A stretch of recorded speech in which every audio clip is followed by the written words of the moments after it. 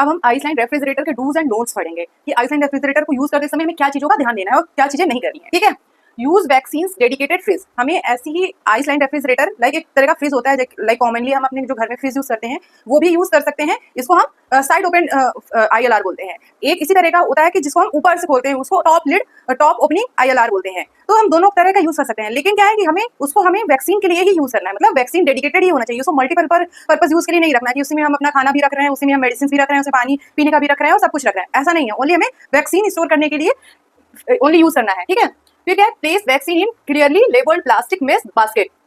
हमें क्या करना है, इस पे जो जितनी भी वैक्सीन है उसको क्लियरली लेबल्ड रहना चाहिए और उसको प्रॉपर बास्केट में रखना है।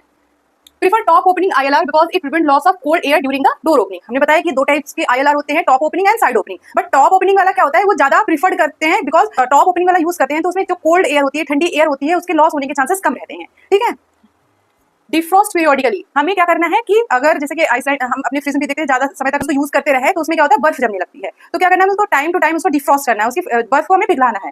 Keep the vaccine nearly with the space between the stacks for the circulation of the air.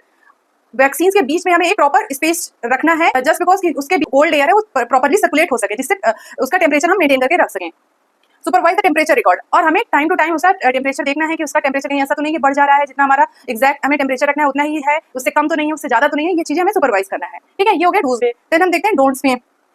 Don'ts में क्या है, do not place fridge in direct sunlight nor in heat source. ना हमें जो ILR है ना ही डायरेक्टली सनलाइट में रखना है और ना ही कोई ऐसा हीट सोर्स पे रखना है जिससे डायरेक्टली उस पर हीट आ रही हो, वहां पर भी हमें नहीं रखना है।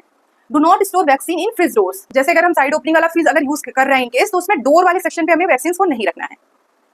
Do not place DPT, DT, TT diluent directly on the floor of ILR because the bottom of ILR is the coldest part. हमें DPT, TT या DT या फिर कोई भी डाइल्यूएंट है उसको डायरेक्टली हमें ILR के बॉटम पार्ट पे नहीं रखना है, क्योंकि वो कोल्डेस्ट पार्ट होता है। और ये क्या होता है, ये फ्रीज सेंसिटिव वैक्सीन होती है, इसलिए इनको हमें डायरेक्टली हमें फ्लोर पे नहीं रखना है।